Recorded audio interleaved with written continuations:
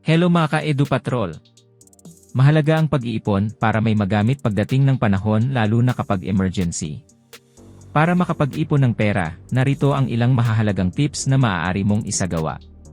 Part 1. Una, 30-day rule. Bago bumili ng hindi kailangan, maghintay ng 30 days. Kung pagkatapos ng panahong ito ay nararamdaman mo pa rin na kailangan mo ito, maaari mo nang bilhin. Ikalawa, pay yourself first. Bago mo hatiin ang iyong sahod sa iba't ibang gastusin, ilagay muna sa tabi ang isang bahagi nito para sa iyong ipon. Ikatlo, budgeting. Maglaan ng budget para sa iyong gastusin at siguraduhing sumusunod ka rito. Ito ay makakatulong sa iyo na masubaybayan ang iyong pera. Ika-apat, automate your savings. Ay set up ang iyong account upang ang isang bahagi ng iyong sahod ay otomatikong mailipat sa iyong savings account. At ika-lima, alamin ang iyong goal, maglagay ng malinaw na layunin kung bakit mo gustong mag-ipon.